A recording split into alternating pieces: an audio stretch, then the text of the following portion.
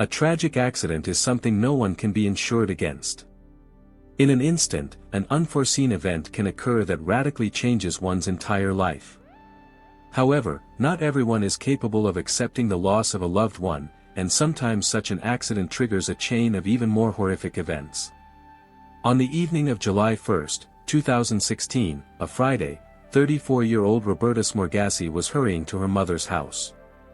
The woman had spent the day taking care of various matters and was now planning to visit her relatives with some important, joyful news. She dreamed of preparing a festive dinner and gathering the whole family around the holiday table. Filled with excitement and impatience, Roberta decided to reach her parents' home on her scooter to get there faster. Before leaving, she managed to call her mother and let her know she would arrive soon. Unfortunately, this meeting was never meant to happen. Riding her scooter, the woman approached the intersection of Corso Marzine and Via Giulio Cesare streets. The traffic light showed green, allowing her to continue. In the parallel lane, 21-year-old Italo Delisa was driving a Fiat Punto. Despite the red light for his direction, the young driver ignored it and continued driving. He failed to see the scooter operated by Roberta, resulting in a collision. The powerful impact threw the woman against a traffic light pole, after which she fell onto the road surface. The force of the collision was so strong that Roberta was thrown all the way to the pedestrian area.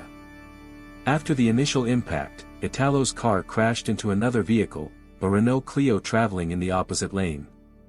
The drivers and passengers of the cars sustained minimal injuries, while Roberta suffered critical trauma from hitting her head on the hard road surface. The young driver who caused the accident was in shock but didn't flee the scene and tried to help the victim. Witnesses immediately called emergency services. When medical personnel arrived at the scene, they found the woman lying in the pedestrian area with severe head injuries. The victim was still alive and fighting for her life. Doctors attempted to stabilize her condition right there, but understood that without specialized medical equipment, chances of survival were slim. Roberta was urgently loaded into an ambulance and rushed at maximum speed to the hospital in Vasto, Italy. Throughout the journey, medical staff made every effort to maintain the woman's vital functions. Immediately upon arrival at the medical facility, the victim was taken to the operating room for emergency surgery. Despite all the doctors' efforts, they couldn't save Roberta's life. She died right after being delivered to the hospital due to critical injuries. The official cause of death was severe traumatic brain injury resulting from the head impact on the road surface. The person responsible for the accident, Fiat driver Italo Delisa, was also taken to the medical center. Medical examination showed that the young man had only superficial scratches. There was no one else in his car at the time of the accident. The Renault driver also suffered almost no injuries.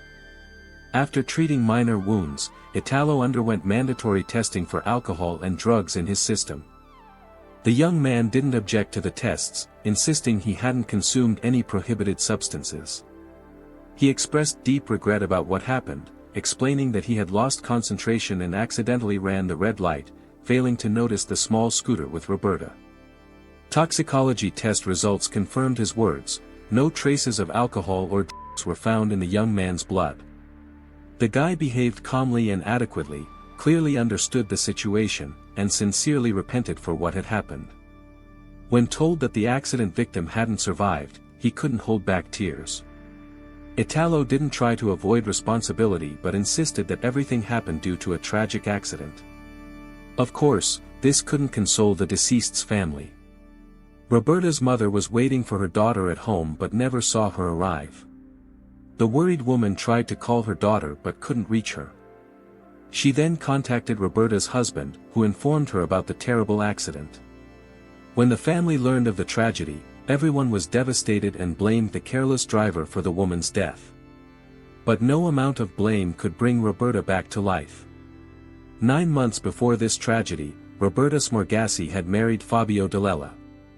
This man was the love of her life. At the time of the fatal accident, he was also 34 years old. The couple had known each other for many years before deciding to officially formalize their relationship. Fabio was an athletic and quite well-known man, a talented soccer player who showed excellent results at the amateur level. He played for the city team and regularly performed at matches for Vasto. In 2015, the soccer player even debuted in Serie D as a reserve player. Roberta's entire family was very proud of his achievements. When the future spouses met, Roberta was working at the bakery owned by Fabio's father. He ran his own business and owned one of the most famous bakeries in town. From the moment they met and began their relationship, everyone around them could see their genuine feelings and considered their union an example of true love. That's why Roberta's sudden death became a terrible blow to both families at once. After all formalities were completed, preparations for the funeral ceremony began on July 3, 2016. Roberta's remains were brought to the church, which proved too small for the huge number of people who came to say goodbye. Relatives and friends of the deceased filled the church to capacity, with a significant portion of attendees forced to remain outside, waiting their turn to pay their last respects to the victim of the tragic event. The funeral service was conducted by the same priest who had blessed Roberta and Fabio's marriage on October 3, 2015. Back then, of course, no one could have predicted that less than 9 months later, the young wife would cross the threshold of this church again, but this time to be laid to rest. This tragic event completely shattered Fabio's normal life. From the first day, it was evident how difficult it was for him to accept the loss of his beloved. After the farewell ceremony, the family couldn't accept that Roberta's life had been cut short by mere chance. They sought revenge and demanded punishment for the one they considered guilty of her death. Among everyone, Fabio showed the most rage. The widower categorically rejected the version of an accident and was convinced that the young man had deliberately hit his wife. He insisted on a thorough investigation, hoping the culprit would receive the harshest punishment possible. Law enforcement representatives were actively working on the case. The Carabinieri interviewed all witnesses to the event, but none of them had noticed unusual or aggressive driving behavior from Italo. Witnesses described him as a calm driver who didn't endanger other road users. Several interviewed admitted they hadn't noticed Roberta at all, explaining that the small scooter was barely visible on the road. The investigation obtained recordings from 3 surveillance cameras installed at the intersection. Thanks to this, the moment of collision was captured from different angles. Experts thoroughly analyzed all video recordings. Additionally, footage was collected showing the movement of both accident participants before the collision. The recordings showed that both drivers were following traffic rules and behaving adequately right up to the moment when Italo ran the red light. Despite this, Fabio refused to believe in the objectivity of the investigation. He continued to claim that the young man had consciously violated the rules and was possibly under the influence of drugs.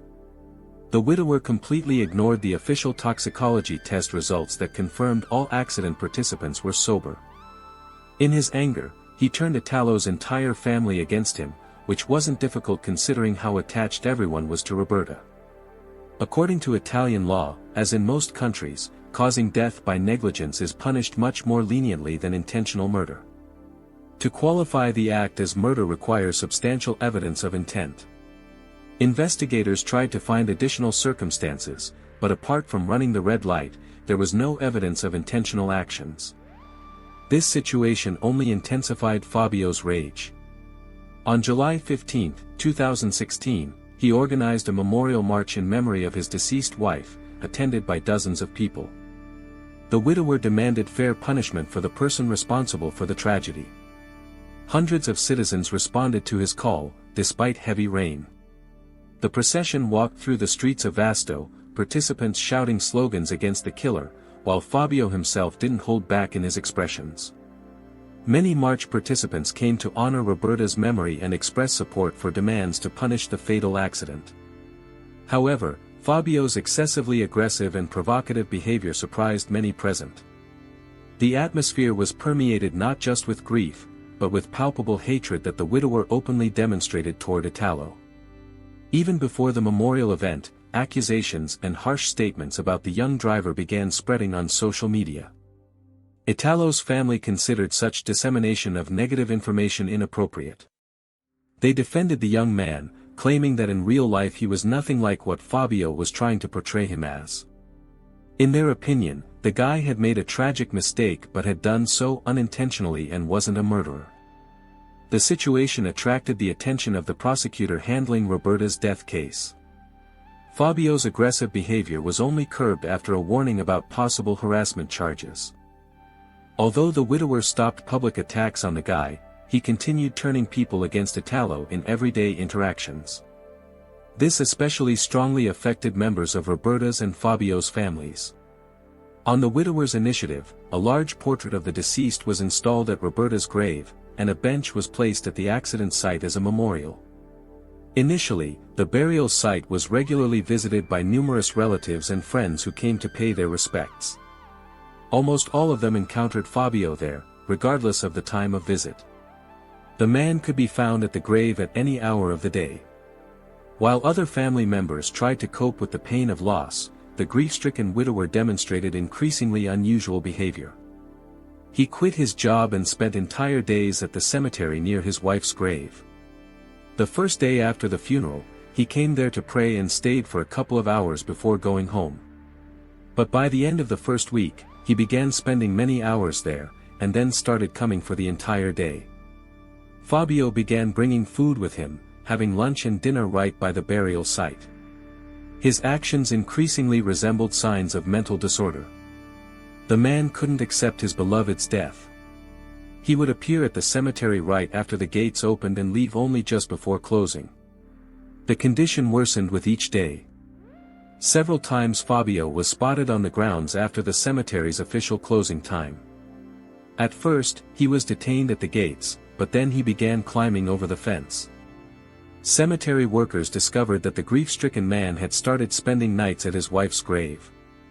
The situation reached the point where he was practically at the cemetery around the clock and refused to leave. When relatives asked about such behavior, Fabio replied that his wife's burial site was the only place where he felt a spiritual connection with the deceased and found any consolation. At other times, he couldn't find peace, constantly thinking about the injustice of her premature death. The man categorically refused to acknowledge the fact that his wife was no longer among the living. Relatives tried to provide support, but Fabio became increasingly irritable and unpredictable in his reactions. It was enough for someone to accidentally mention Roberta's name for him to instantly fly into a rage and demonstrate aggressive behavior. The widower completely stopped working, nothing interested him anymore except visiting the grave. He claimed that money had proven powerless to save Roberta and therefore had lost all meaning for him. Relatives began seriously worrying about Fabio's mental state, which was clearly unstable. The only thing that gave them hope was the expectation that the man would calm down after Italo received his deserved punishment.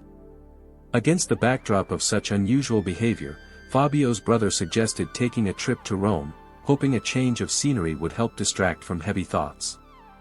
Fabio first looked at his relative with distrust, then sharply declared that he had lost his mind. After all, such a trip would mean leaving his wife alone at the cemetery. The widower again began talking about Italo, claiming he should spend the rest of his days behind bars for his heinous crime. The only thing that brought Fabio any comfort was the fact that the investigation into the accident case was continuing. The man eagerly awaited the moment when the person guilty of the tragedy would be sentenced to long imprisonment. That's why subsequent events became an even bigger blow to him. A few days before Christmas, Italo's defender managed to discover circumstances that mitigated his client's guilt. The first circumstance was the young man's active volunteer work. His social activity in this area was so significant that it brought real benefit to society. Many people were found willing to give Italo the best character references and testify to his positive impact on their lives. The second circumstance, Italo had always dreamed of becoming a firefighter and aspired to serve society. His past contained no offenses whatsoever, there was no criminal history at all. Even traffic violations hadn't been recorded before this incident. Additionally, detailed analysis of video materials from intersection cameras revealed that Roberta herself had violated safety rules. The recordings clearly showed that the woman was operating the scooter without a protective helmet. At the same time, Italo's car's speed didn't exceed the allowed limit, he was following the speed limit, although he had run the red light. Experts concluded that using a helmet could have prevented the severe traumatic brain injury, and the woman would likely have survived the collision. Fabio came to the preliminary hearing in Roberta's death case, hoping for the triumph of justice. When he heard the defense attorney's arguments regarding mitigating circumstances, the man was seized by an attack of uncontrollable fury. Several family members had to physically restrain him, as everyone feared Fabio might attack the defendant. The judge took into account the mitigating circumstances presented by the defense, finding the lawyer's argument sufficiently convincing. Even Roberta's family didn't know that she had neglected to use a helmet. In the eyes of those present, the defendant no longer looked like the cruel criminal Fabio had portrayed him as. However, the widower himself continued to see him as a monster deserving the harshest punishment. A date for the next hearing was set, after which everyone left the courtroom. Italo remained free at least until the completion of the trial. Leaving the courthouse, Fabio stared long and piercingly at the young man with a look full of hatred. After these events, during the Christmas holidays, Fabio's relatives noticed that his obsession with Roberta's memory had reached a critical point. He spent several consecutive days at his beloved's grave, almost the entire time kneeling in prayer. This time the man hadn't even brought food with him, which caused serious concern. When Fabio somewhat recovered from the emotional shock, he told relatives that the cemetery was the only place where he felt any spiritual peace. When asked about the lack of food, the man smiled and replied that he didn't feel hungry at all. Everyone was very worried about Fabio's mental health, but any attempts to convince him to see a doctor led to shouting and conflicts. Parents, brother, and Roberta's relatives repeatedly tried to persuade him to visit a psychiatrist for consultation, but all attempts were futile. The only thing occupying his thoughts besides his wife was the inability of the law enforcement system to properly punish, as he saw it, the treacherous criminal Italo. The main court hearing was scheduled for February 21, 2017.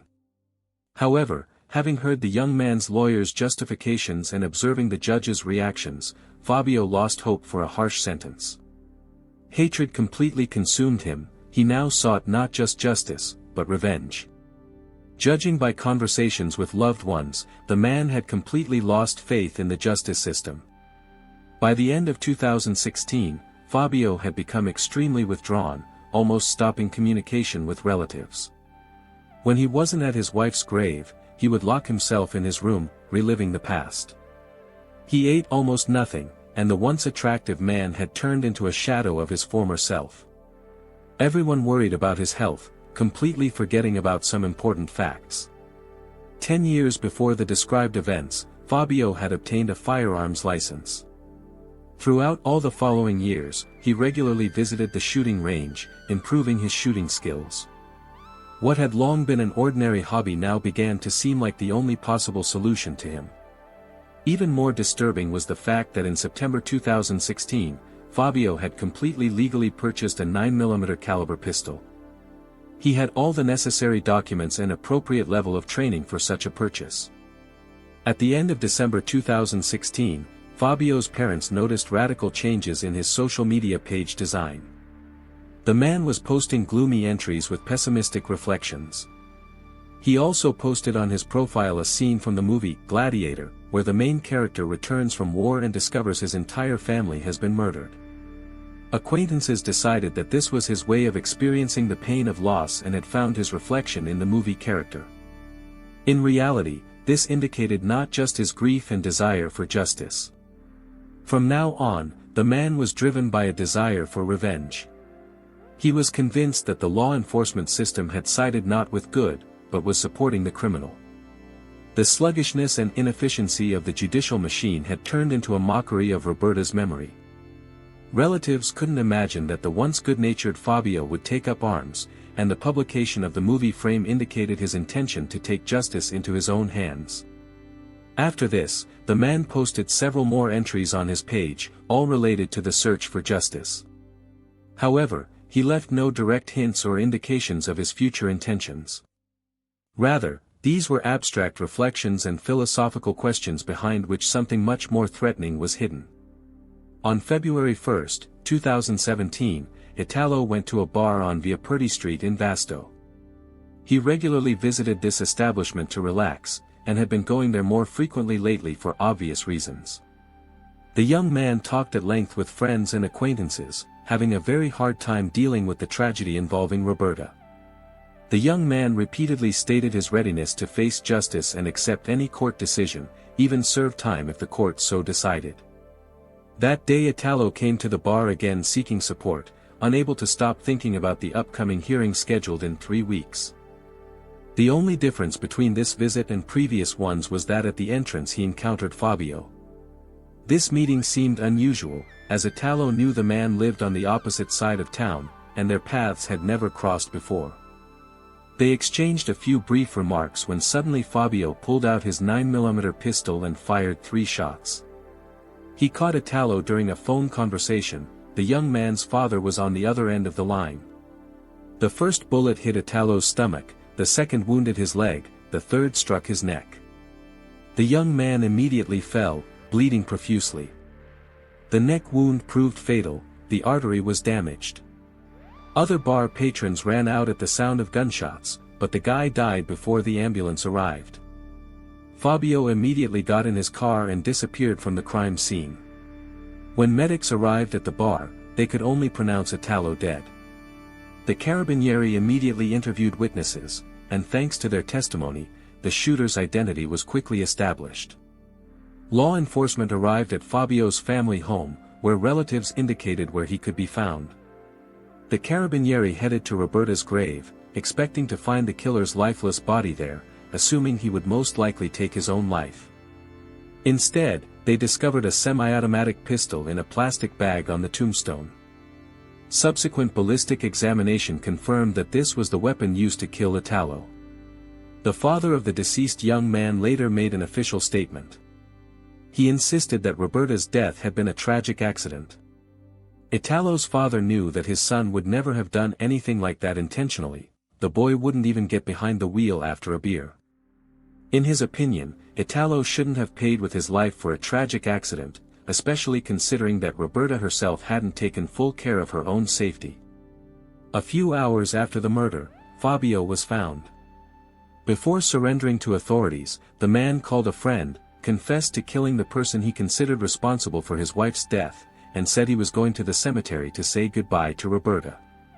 Only then did the man reveal the real reason why he had taken his wife's loss so hard. That evening when she was heading to her parents' house, the woman had planned to prepare a festive dinner and share joyful news. She had learned she was pregnant. Roberta was expecting Fabio's child, though the pregnancy was still early. Until that moment, the man had been the only one who knew this and understood the full scale of the tragedy. Besides his wife's death in the accident, his unborn child had also died, which was a double blow for Fabio. After Italo's death, his father continued defending his son's good name from the slander spread on the internet and in real life. All these arguments were supposed to be heard in court so the young man wouldn't receive the same harsh punishment as real criminals with malicious intent. The father considered Fabio's actions unfair to his son. Fabio had created such an atmosphere of hatred around the boy that the entire country branded Italo a murderer. In reality, according to the boy's father, he had become a victim of circumstances. The man emphasized that his son wanted to help people, dreamed of becoming a firefighter, which was why he was actively involved in volunteer work. Italo wasn't an evil person. He had a very hard time dealing with Roberta's death and repeatedly shared his feelings with his father, stating that the only moment in life he would want to change was running that red light. The father of the deceased young man grieved deeply. He created an improvised memorial in front of the bar where his son was shot, placed his photograph there with candles, and came daily to honor his memory. Public opinion on the situation was divided. There were those who supported the deceased woman's husband, believing Fabio had done right by taking revenge on the one who had taken his wife and child. Others believed the widower had acted too harshly and categorically. In their opinion, he should have waited for the court's decision. Italo would surely have received a fair verdict that would have appeased the widower. After Italo's murder, Fabio's parents expressed condolences to the boy's family. They reported that 2 days before the crime they had contacted a medical center. When Fabio's unpredictable behavior reached a critical limit, they realized he needed qualified psychiatric help, even if he had to be hospitalized by force. They drew the doctor's attention to the fact that the man's behavior had completely spiraled out of control, expressed concerns about his mental health, and requested hospitalization. Unfortunately, bureaucratic obstacles and the system's slowness prevented this from happening in time. If Fabio's parents' request had been processed promptly, he would have been immediately hospitalized, and perhaps the second tragedy could have been avoided. On February 4, 2017, Italo's coffin stood in the church in Vasto. The ceremony was attended by numerous friends and relatives of the deceased. The funeral service was conducted by the same priest who had previously spoken about Roberta's sudden death. He had witnessed the tragic development of events, so he called on those present for prudence and mutual respect. The priest asked to avoid hatred, including manifestations on social media. In this difficult time, the pastor wanted people to unite and stop the bloodshed. Instead of hearings regarding Roberta's death, which were discontinued due to the defendant's death, Fabio found himself in court charged with first-degree murder. His lawyer tried to dispute premeditation and reduce liability due to his client's severe mental state. This would have allowed avoiding life imprisonment. However, the prosecution had convincing evidence to the contrary. On March 24, 2017, the court found Fabio Dalella guilty and sentenced him to 30 years in prison. The lawyer continued to insist on the sharp deterioration of his client's mental state after the death of his beloved wife. The man couldn't cope with her loss and continue normal life, and necessary help hadn't arrived in time. The lawyer filed an appeal, and additional examinations were conducted. On July 10, 2018, the appeals court reduced the prison term to 20 years. This was achieved by diagnosing an acute mental disorder from which Fabio was suffering at the time of the attack. However, the prosecution wasn't satisfied with this decision. They insisted on reinstating the 30-year prison term. On November 13, 2019, the Court of Cassation rejected the appeals. As a result, the 20-year sentence became the final decision. The first period of imprisonment was extremely difficult for Fabio, with a psychiatrist and priest working with him regularly. There was a high risk of suicide attempts. Later the man's condition improved, and the threat level was reduced. As far as is known, Fabio is still serving his sentence and will be released only in 2037. Acts of violence sometimes occur so unexpectedly and unpredictably that finding any connection between the perpetrator and victim becomes an almost impossible task. It's precisely this circumstance that allows extremely dangerous individuals to exist among us for years, sometimes even decades, avoiding punishment and leading ordinary everyday lives. This was exactly the situation in the story that follows. On February 22, 1955, Arlis Kemma was born, the youngest of 3 children in her family. The family lived in the small town of Linton, located in North Dakota, United States of America. The family was distinguished by deep religious faith, to such an extent that the head of the household founded a church in their new town after they relocated. That town turned out to be Bismarck in the same North Dakota. The girl's family was financially well off. They owned a car dealership business. Everyone who knew Arlis described her as deeply religious, sincere, and exceptionally compassionate. This trait sometimes bordered on naivety. The girl readily came to the aid of anyone she believed needed it. It seemed as if she saw the meaning of her existence in serving others. She even taught Sunday school and was part of the church youth group. In everything else, she was no different from typical teenagers. In high school, she was on the cheerleading squad. The girl led an active lifestyle, was a regular participant in sporting events in her hometown, and it was at one such event that she met a young man named Bruce Perry. The boy was born into a large, well-to-do family and had spent his entire life in Bismarck. He was known as a promising track and field athlete. After meeting, the young people immediately began a romantic relationship. All their mutual acquaintances claimed they were an exemplary couple. Conflicts between them were extremely rare, and if misunderstandings did arise, they always found ways to reconcile, and harmony was quickly restored. Arlis and Bruce were the same age. In 1973, they graduated from school and didn't end their relationship. Soon the young man, who aspired to follow in his physician father's footsteps, was accepted to the medical department at Stanford University in California. Arlis decided not to leave her hometown and to pursue her education at a local institution. Life circumstances and professional ambitions forced them to live apart. A difficult period began for the lovers. However, the young couple didn't stop communicating long distance and cherished hopes for a future together. After completing his first year of studies, Bruce came to Bismarck and announced that he could no longer endure this way of life. Separation from his beloved had become an unbearable ordeal for him. The young man declared he had no intention of returning to Stanford alone. He proposed to Arlis. At 19 years old, they became husband and wife. The boy didn't want to lose the chance to earn a diploma from prestigious Stanford. Therefore, he returned for his second year of studies together with his young wife. The girl decided to discontinue her own studies, instead planning to find employment to financially support her husband. Her first job was as an administrator in a university building designated for married students' housing. At that time, Bruce was combining his studies with full-time work. Because of this, his 19-year-old wife spent most of her time alone. During this period, she felt somewhat lonely, as she almost never left the university campus. And even when Bruce was nearby, the boy was absorbed in his academic work. Bruce himself felt quite confident. The university environment provided him with a wide circle of communication and acquaintances. Arlis tried to adapt to the feeling of isolation and loneliness, convincing herself that after Bruce finished university, the situation would improve. The girl regularly kept in touch with her family. In her letters, she shared her feeling of being a stranger in California. Until then, her life had been spent in Bismarck, where everyone knew each other. Therefore, the new large, dynamic city evoked contradictory emotions in her. After a month in California, circumstances changed.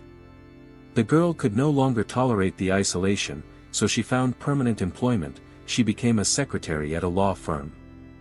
This change had a beneficial effect on Arlis, who had almost no friends among the student community on campus. Now she had the opportunity to go into the city and interact with people, which she had greatly missed. The tone of her correspondence with family also changed. If at first she complained to her family about the difficulties of life in California, she gradually began to feel affection for the place. The girl made friends with whom she could spend leisure time, socialize, and take walks. Her love for the city strengthened even more after she became acquainted with Stanford Church. Saturday, October 12, 1974. Bruce and Arlis spent almost the entire day together. The young man was busy preparing for classes and work. His wife, meanwhile, was bored on the eve of the weekend. At about 11:30 p.m., she expressed a desire to take a walk and go to the mailbox to send correspondence to her family. Given the late hour, Bruce was concerned about letting Arlis go alone, so he decided to accompany her. It was supposed to be just a short walk around campus. During this walk, a minor argument arose between them about their marital future. Arlis felt irritated, stated she wanted to be alone, and asked Bruce to return to the dorm and wait for her there. The husband didn't want to leave her, asking where exactly Arlis intended to be at such a late hour. The girl explained that she wanted to spend time in the church alone in prayer. Despite the late hour, Bruce had to give in, not wanting to escalate the argument. Either way, his wife promised to return in 30 minutes at most. At 11:50 p.m., he was already home, while Arlis was just crossing the threshold of Stanford Church. The girl had only 10 minutes for prayer, as the temple closed at exactly midnight. There were several people in the building, all of whom noticed the girl who had appeared for prayer at such an unusually late hour. The other visitors left the temple on time. At midnight, the security guard was supposed to inspect the premises before locking it. However, instead of a thorough walkthrough, he merely looked inside and called out, asking if anyone was there. Not receiving a response, he locked the building without hesitation and left. Bruce, like his wife, regularly attended church, so he knew it closed at midnight, and his young wife should have already returned, but she hadn't appeared, which caused the husband anxiety. At 12:30 a.m., Bruce's concern over Arlis's absence reached such a level that he decided to personally go to the church to look for her. The circumstances seemed so alarming that he was ready to take any blame upon himself if only she would be home. The young man walked quickly and reached the church in a few minutes. He checked all accessible entrances, examined the window openings, and confirmed that everything was securely locked. Bruce tried to see something inside, but due to the lack of lighting, he couldn't make anything out. Assuming that Arlis might have been accidentally locked inside, he knocked on the windows but received no response. Bruce expanded his search to the entire Stanford campus, but even by 3 a.m., he found no sign of his wife's presence. The young man assumed she might have returned home, but arriving at the university housing for married couples, he realized his mistake. The young husband spent a sleepless night waiting for Arlis's return, calling all their mutual acquaintances and repeatedly walking around campus, checking all possible places where his wife might be. His anxiety reached a critical point, and around 4 a.m., Bruce again hurried to the church to check, but the building remained locked. Then the young man turned to law enforcement with a missing person report for his wife, but the police officers didn't take his appeal with due seriousness. After all, Arlis had only been gone for a few hours. Despite the boy's insistence that such behavior was absolutely uncharacteristic of the girl, the police representatives were skeptical of his statement and tried to calm him, though they did conduct an interview and recorded the information provided. Bruce gave a detailed description of the evening preceding their separation, reported on Arlis's religiosity and her intention to pray 10 minutes before the temple's closing. Bruce emphasized that he had thoroughly searched the entire university campus without finding any sign of his wife's presence, so he was convinced she might have fallen asleep and been locked in the church. He begged for help in opening the doors as quickly as possible to free his wife. During the conversation with Bruce, law enforcement noticed blood on his clothing, and in significant quantity. The young man explained this by saying that in states of severe agitation, he regularly experienced intense nosebleeds. Such bleeding had begun during the search for his wife due to emotional stress. Eventually, Bruce managed to get law enforcement to agree to help free his wife from the locked temple, and they headed to the location for inspection, where they immediately confirmed that the building was securely locked. The police representatives tried to see something through the window openings but didn't notice any evidence of anyone's presence inside. All entrances were found to be locked. Law enforcement tried to comfort Bruce, explaining that it was necessary to wait until the temple opened, which would happen quite soon, and advised him to return to the university campus to rest, as the young man looked exhausted. The police officers also returned to their station to await further developments, attending to their current service duties. At that time, they didn't consider Arlis's disappearance serious and were convinced that the young woman would appear on her own in the morning hours. However, these hopes proved futile. At 5:45 a.m., church custodian Stephen Crawford appeared to perform his usual duties. Upon unlocking the church's front doors, the custodian encountered a horrific sight. Near the base of the front church pew lay the body of Arlis Perry in congealed blood. The body was partially naked, the pants were found to be damaged, removed, and thrown nearby. The upper limbs were folded on the chest in a prayer position but displaced from their natural position.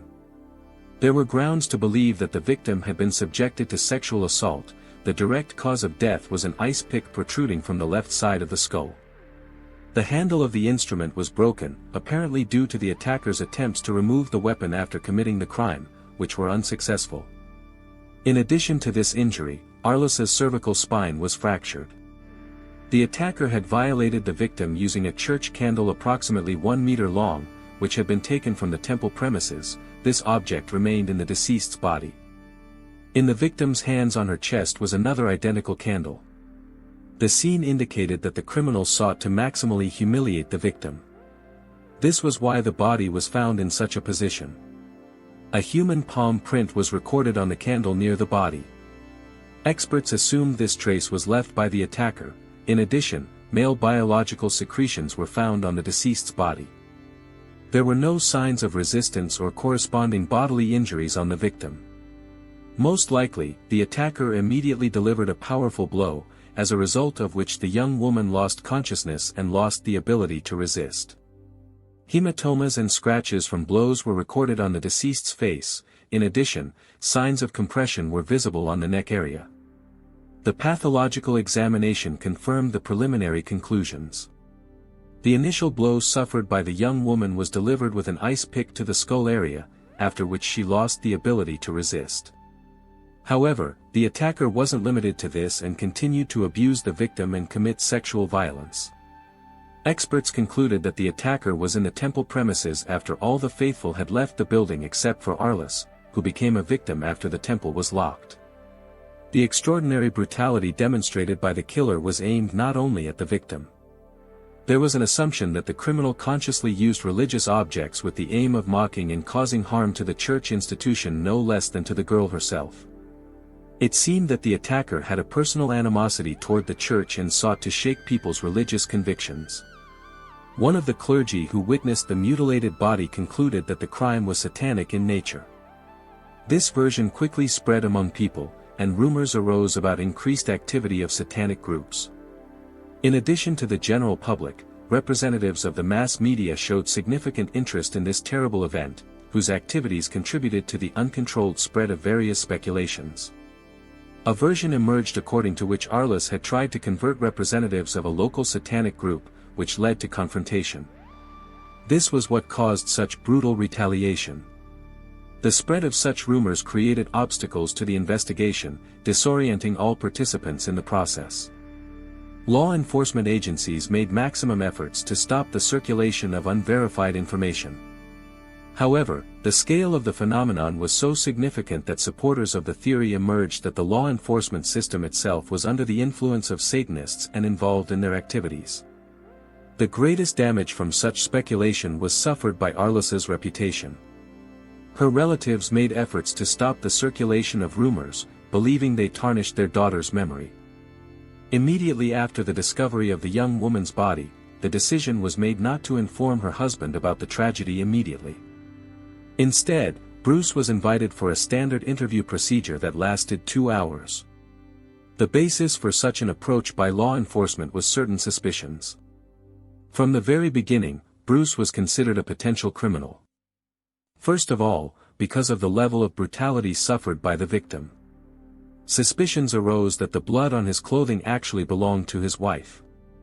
It was assumed that the young man might possess more information than he was revealing. Various possible motives were considered: conflict, marital infidelity, or unplanned pregnancy. Any of these could have pushed the young person to violent actions. Having invited Bruce for a conversation, police representatives pretended they were continuing search measures for the girl and had no information about her fate. They sought to clarify the nature of the relationship between the young couple. Bruce showed willingness to cooperate, providing answers to all the investigators' questions. He voluntarily provided fingerprint samples and agreed to undergo a polygraph test. The obtained materials were immediately compared with the palm print recorded on the candle. No match was established. Moreover, the young man successfully passed the lie detector test, after which suspicions about him almost disappeared. His name was removed from the list of suspects. The next logical suspect turned out to be custodian Stephen Crawford, who was among the last to see the young woman alive, and it was he who discovered her body. The custodian recalled that the girl appeared in the temple only 10 minutes before closing. During questioning, it was revealed that the custodian hadn't conducted a proper inspection of the temple premises before closing according to established rules, but instead only looked inside and limited himself to a verbal inquiry about the presence of people, and after no response, locked the building. By that time, 20 minutes had passed since Arlis entered the temple, so he assumed the girl had left the premises along with the other visitors. Initially, Stephen claimed he had conducted a thorough inspection, fearing disciplinary consequences for violating established procedures. As communication with police representatives continued, certain inaccuracies and contradictions in his testimony became increasingly obvious. Since certain elements of his story proved false, suspicions about him partially increased. Stephen evoked mixed reactions. Some investigators believed he was only trying to avoid responsibility for his negligence leading to the young woman's death. There were also opponents of this version, who were particularly alarmed by his reaction to the request to provide fingerprint samples and undergo a polygraph test. At first, he showed unwillingness to cooperate, but after slight pressure, Stephen did provide fingerprints and successfully passed the lie detector test. Comparison of his prints with the trace on the candle revealed no matches. According to the custodian's testimony, after he discovered the young woman's body in the temple premises, he made a round and checked all exits. One of them was found to be open. Stephen examined it more closely and established that the doors had been opened from the inside. This circumstance seemed unusual, as police representatives had visited the temple shortly before its opening, made a round of the building, and confirmed that all exits were locked. Presumably, the criminal had been in the premises for several hours at that time, waiting for an opportune moment to escape, and left the temple only after the police patrol departed. Investigators made efforts to establish the identities of all persons present in the temple. According to their calculations, 7 people were in Stanford Church during the period from October 12 to 13th. This number included Arlis and the custodian. 4 more worshippers were identified, interviewed, and excluded from the circle of suspects. The identity of the 7th person remained unestablished.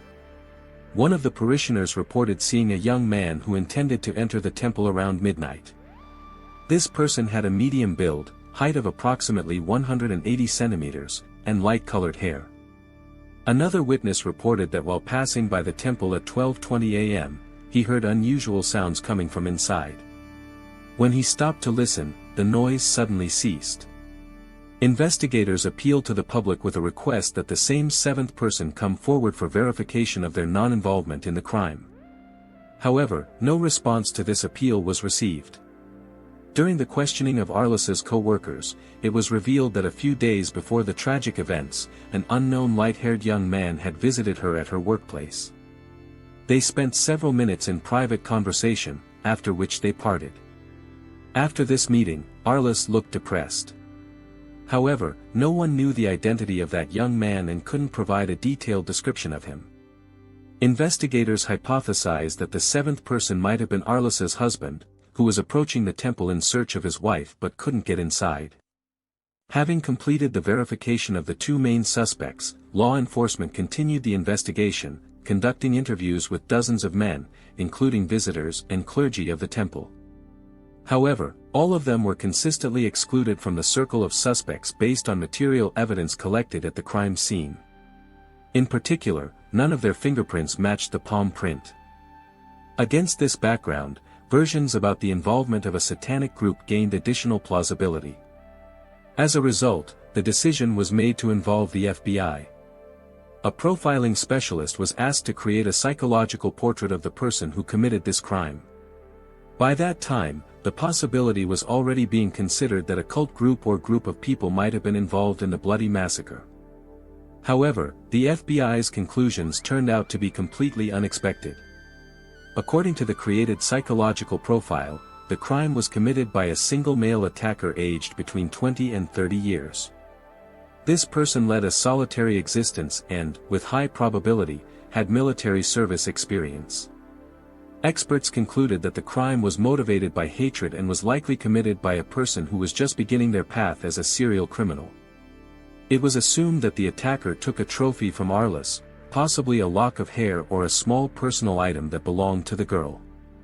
Such a souvenir would give the criminal the opportunity to relive the emotions he felt during the commission of the crime. The person's characteristics corresponded to the typical profile of a beginner in serial murders, but a person with similar traits couldn't be identified in that area. Unusual events didn't cease even after the funeral ceremony for the young woman, which took place in Bismarck, her family's city of residence. A temporary grave marker was placed at the burial site, which disappeared on the first day after the body was buried. Numerous people perceived this as indisputable proof of a satanic group's involvement in the crime.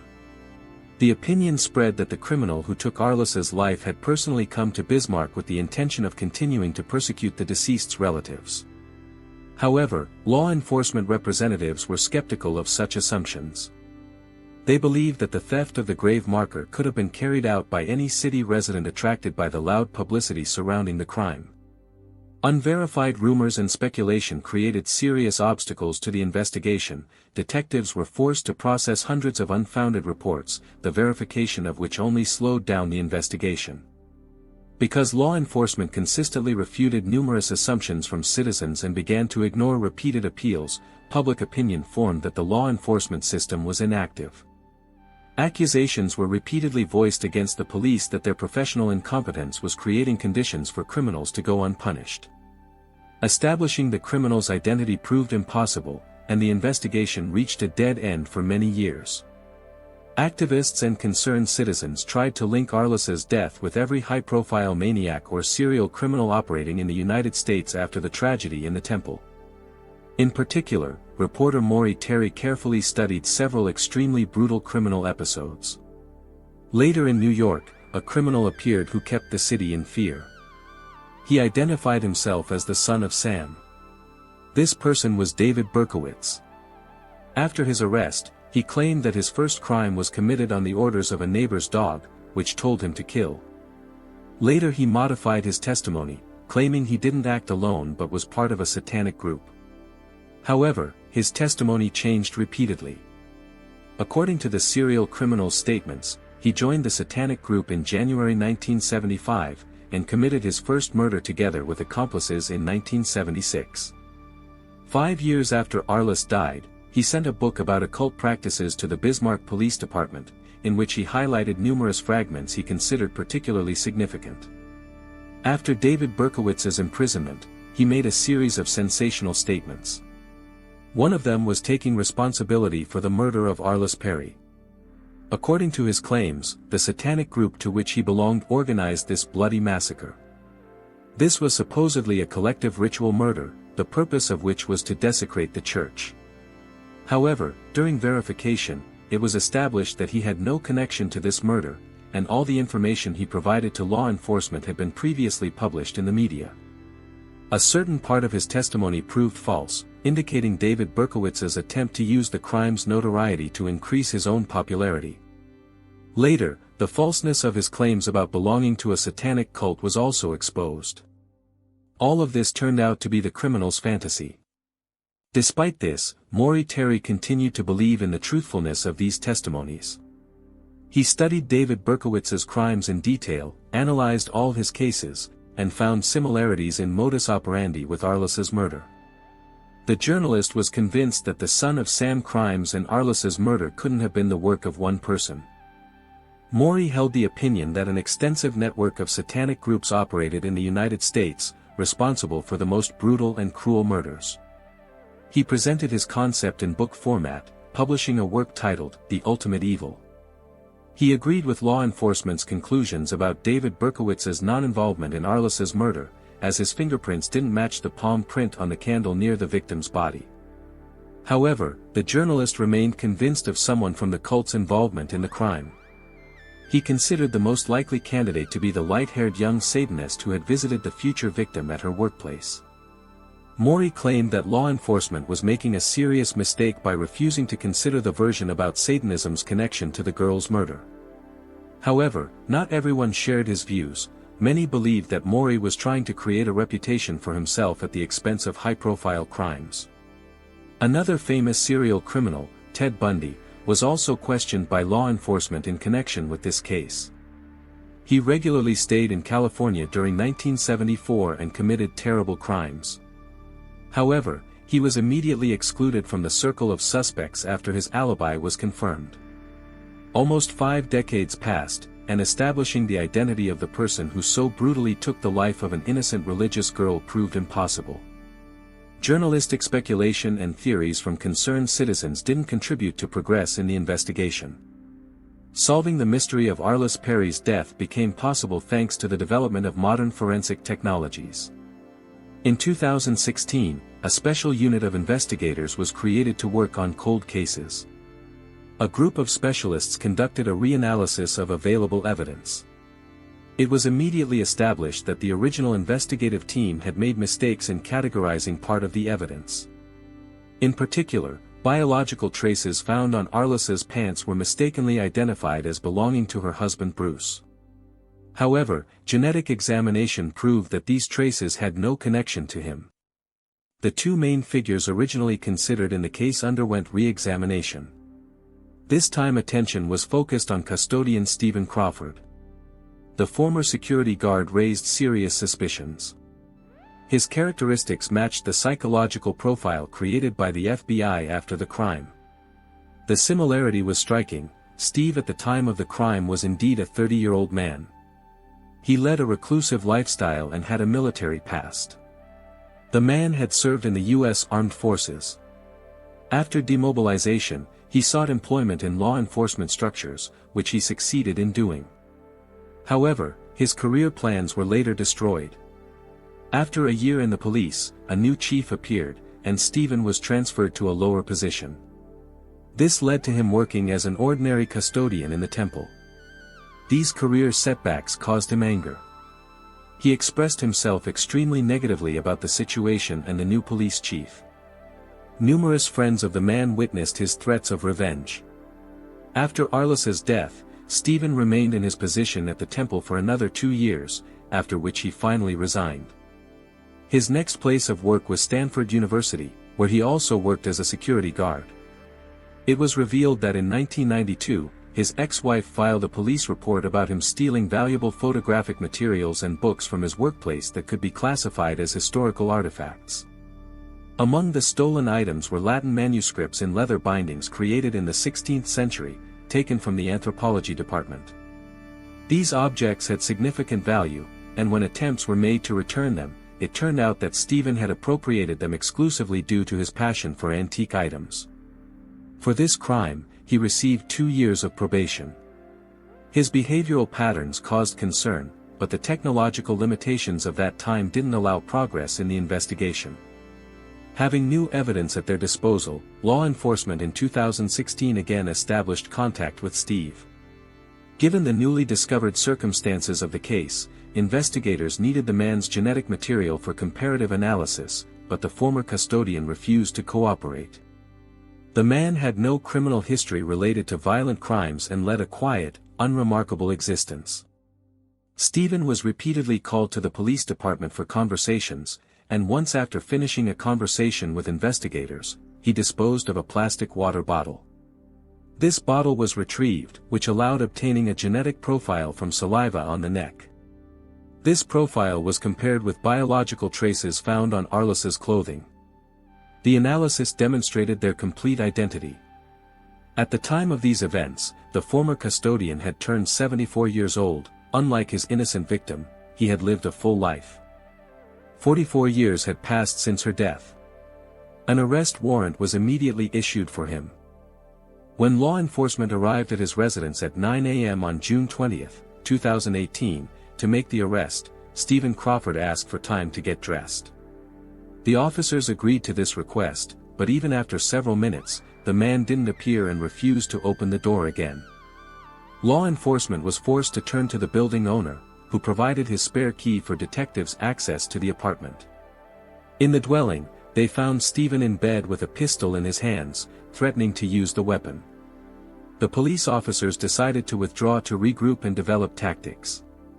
However, the situation resolved itself without their intervention. A few minutes after the officers left the apartment, the sound of a gunshot rang out. Stephen Crawford ended his life by suicide. During the search of his residence, the book, The Ultimate Evil, was found, which contained several bookmarks on pages where Maury Terry analyzed the murder in the temple. It seemed that the criminal was interested in reading descriptions of his own crime. In addition, a handwritten suicide note was found in the apartment, dated 2016, the time when investigators began reinvestigating his case. The note contained no mention of the victim. After almost 45 years, justice caught up with the criminal, but he cowardly avoided trial. Tragically, Arlis's father didn't live to see this moment. The man passed away 3 months before Stephen Crawford's arrest. Bruce Perry built a successful career as a psychiatrist specializing in children's mental health. He dedicated himself to working with children suffering from post-traumatic stress disorder as a result of mass crimes and other tragic events. Bruce became the author of 3 books in his specialization. Information about his private life remains virtually unknown. How well do we really know the people we encounter in our daily lives on city streets? Behind a calm exterior, something sinister and threatening may be lurking. This story compels us to consider what secrets might be hidden in the mind of an ordinary person. Meeting someone in a crowded setting doesn't guarantee safety, and a careless choice of a new companion can lead to fatal consequences. Glasgow is Scotland's largest city. In 2015, a 24-year-old woman named Karen Buckley lived in this city. She was born in 1991 in a small suburb in Ireland. She spent her childhood there, surrounded by family. Karen was the fourth and youngest child in the family. She was also the only daughter. Besides Karen, the Buckley couple raised 3 sons, Brendan, Kieran, and Damien. Perhaps that's why the girl felt especially cared for and protected by all her relatives. Fear was unknown to her. Apparently, this formed Karen's tendency to be overly trusting. The girl's childhood was spent on the family farm, where the family led a traditional rural lifestyle. Her parents ran the farm, while their daughter harbored ambitions for life in a big city. Everyone who knew Karen well described her as an exceptionally cheerful and sociable person. These qualities helped her form a wide circle of friends. Additionally, it's worth noting that the protagonist of this story was remarkably persistent and determined. That's why, immediately after finishing high school, she applied to an Irish university. At this institution, the girl intended to qualify as a nurse, showed excellent academic results, and successfully completed her studies. Even then, traveling held a special place among her interests. By the time she finished university, Karen had already visited several countries, including Thailand and South Africa, and was also passionate about soccer. After earning her nursing degree, the young woman decided to test her abilities in eastern England and moved to Essex. In this area, she sought to apply her education by finding work in a medical facility. However, after a few months, Karen realized this decision wasn't working out. Working in administration was acceptable, but her ambitions were greater. After carefully analyzing the situation, Karen concluded she needed to move on, so she changed her residence again. This time, her path led to Glasgow in Scotland. The young woman decided to pursue a master's degree in occupational therapy. She chose an institution and successfully enrolled. This happened in January 2015. Karen had just arrived and started her studies, rented an apartment in the city, and energetically built connections with locals to create a new social circle. Moving to such a large urban center was an unusual experience for her, as she had grown up on a farm in rural areas. Previously, she had chosen smaller towns to live in, as adapting to city life took time. However, years of travel and relocation had taught her to adapt quickly. Alongside her studies, she needed to earn money to support herself. Karen quickly found work, and spent her free time meeting and socializing with new people. Soon, she had formed a close circle of friends. The young woman became a regular at nightclubs with her girlfriends. Most of this group consisted of her university colleagues, including the girls who shared her apartment. On April 11, 2015, she planned to relax on Saturday evening. Karen, accompanied by several friends, headed to Glasgow's West End. A popular nightclub called Sanctuary operated in this location. The group arrived at their destination at 11:45 p.m. The girls ordered cocktails and danced. Around 1 a.m., Karen left the group, explaining she needed to use the ladies' room. Logically, such an absence should have been brief. However, more than 30 minutes passed when one of the group began asking others about Karen's whereabouts. Only now did everyone realize how long she'd been gone. One of the girls also decided to use the restroom. Upon entering, she called out Karen's name several times but received no response. The girl didn't try checking individual stalls, simply assuming her friend had left. Later, they ran into a mutual acquaintance who had seen Karen leaving the club.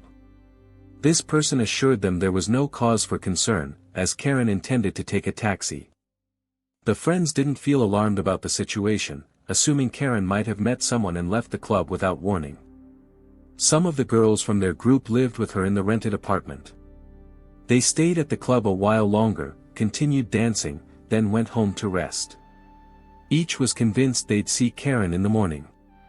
On April 12, the girls woke up and immediately noticed their roommate's absence. In their sober state, they could objectively analyze the situation. Their attention immediately focused on the fact that Karen's personal belongings were missing. This meant she hadn't returned from the nightclub. At the same time, none of them had received any messages from her, which seemed unusual. Karen traditionally always stayed in touch and informed others of her intentions. The friends realized, if she really had intended to accompany a man to his place, she would certainly have told someone about it or at least texted in the morning. Attempts to reach her by phone proved fruitless, and text messages on apps and social media also went unanswered. The girl was highly active online, but everyone noticed her absence from platforms since the previous evening when the group had visited the nightclub. By midday on April 12, 2015, the girls felt seriously concerned. They contacted all of Karen's acquaintances, but none had useful information. Realizing they were in an unfamiliar city, the girls decided to contact law enforcement, as they felt anxious about possible dangerous circumstances. Police officers took their report, though without particular enthusiasm, as the case involved Saturday night partying and a young female student who had the right to spend her time as she pleased without reporting to anyone, could have continued partying elsewhere or joined a new group. However, the officers showed proper attention and contacted the Buckley family in Ireland. The investigators intended to inform the family that their daughter had left a party the previous night and her whereabouts had been unknown since then. They also wanted to ensure the girl wasn't with relatives. The family, father, mother, and brothers, immediately felt serious concern. Each of them understood that such behavior was completely uncharacteristic of Karen, as she had always been reliable and never disappeared for extended periods. And she certainly couldn't have done this without warning of her intentions. Under any circumstances, the girl always maintained contact. What concerned the parents most was their daughter's complete absence from social media. Karen was a sociable person with an active online presence, and her parents also couldn't reach her by phone. After receiving information from the Buckley family, Glasgow police immediately began search efforts for the 24-year-old girl. Logically, they first decided to examine the nightclub where she was last seen. The club's management showed complete willingness to cooperate. Law enforcement officers interviewed the establishment staff and obtained surveillance footage from cameras installed both inside and outside the premises. By this time, several officers were already collecting statements from the missing woman's friends, which helped establish more precise timeframes for her disappearance. According to their testimony, the girl was last seen around 1 a.m. on April 12, using this data. Police began analyzing the video materials provided by the nightclub. Karen was quickly identified in the recordings. She was with her friends. Later, the girl left the establishment alone, walked around outside the club for a while, then stopped to talk with an unknown young man. Analyzing the nonverbal signals, one could conclude their interaction was friendly. In the final frames captured by the external camera, the young people got into a Ford Focus and drove away. The establishment's employees couldn't identify the driver. It's worth noting that as she walked to the car, the girl barely swayed, indicating she was sober. She had only drunk a little. The young man didn't support her or help her get into the car. According to her friend's testimony, during the evening she had consumed only a few low-alcohol cocktails. After showing the video recording with the unknown guy to Karen's roommates, none could identify him. The girl hadn't come to the establishment with him, no one had noticed him during the evening. So, the next step was to identify this young man, arrange a meeting, and talk with him. At that point, the girl's fate remained unknown, so law enforcement refrained from hasty conclusions, assuming the young man might have useful information to continue the search. On April 13, 2015, police produced photographs of the unknown man and posted them near the nightclub entrance. Investigators hoped someone would identify him, or he would personally come to the station to assist with the investigation. They didn't have to wait long for results. On April 14, a young man called the police station, stating that the photo looked like his friend, with whom they had visited the establishment that night. The group of guys had arrived at the club around 11 p.m., several hours before Karen's disappearance. The friend turned out to be 21-year-old Alexander Pacto. The informant even provided the young man's address. Alexander indeed owned a gray Ford Focus.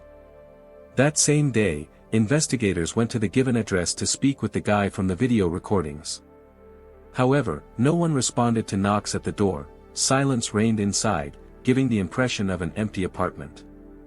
2 days had passed since the disappearance, and the situation had become critical. Time was of crucial importance, so the investigators contacted the property owner and obtained keys to the apartment. All these actions took about 30 minutes. When law enforcement returned and entered the apartment, it turned out Alexander was home but for unclear reasons hadn't opened the door. This became the first alarming moment. It turned out he had been in the apartment the entire time and deliberately ignored the police officers knocking. The second strange circumstance was what the guy said when law enforcement entered the apartment. He stated he was just about to go meet them to talk about the missing girl. This sounded suspicious, as they hadn't yet told him the reason for their visit. During a brief conversation with law enforcement representatives, Alexander Pacto confirmed he was the one captured on surveillance footage. That night when the girl disappeared, he had met Karen at the club. There was mutual attraction between them. The girl showed interest in him. Later, he managed to convince her to come to his apartment. The young people left the nightclub, the girl got in his car, and they arrived at the guy's apartment. There, the casual acquaintances engaged in intimate relations by mutual consent, and around 4 a.m., the girl gathered her things and left. The guy insisted this was the last moment he saw her, and when Karen left, her condition was normal. Later, like everyone else, he couldn't contact her, but at the time this didn't concern him. The young man saw it as a brief adventure. When one of his friends informed him that police were looking for Karen, he felt concerned. Alexander insisted he had no idea about Karen's fate after she left his apartment. However, law enforcement was skeptical of this version, partly due to the condition of his residence. As soon as investigators entered, they were struck by the intense smell of household chemicals. It seemed Alexander had just finished thorough cleaning, possibly trying to cover something up.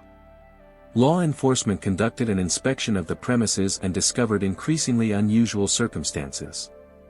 In particular, there was a new mattress on the bed, but its dimensions didn't match the bed frame. It seemed it had been replaced recently, purchasing the first available model. This looked like a spontaneous purchase, possibly due to lack of funds for the proper size or absence of the needed option in stock. In the bedroom, a set of tools and tape were scattered on the floor. In certain areas of the apartment, there was a characteristic metallic smell of blood. However, Alexander prevented a detailed examination of the apartment to detect blood traces, so no additional evidence could be found. Despite existing suspicions, there were no formal grounds for charging Alexander Pacto.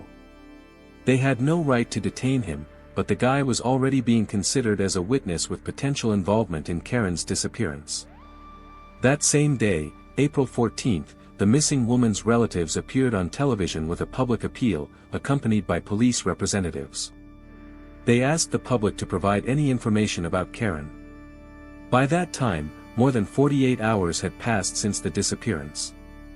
The case began to be considered as a potentially dangerous situation.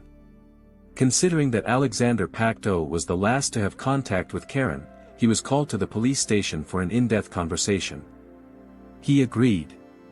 The guy demonstrated willingness to cooperate with law enforcement from the start, except for the episode of not wanting to let them into his apartment.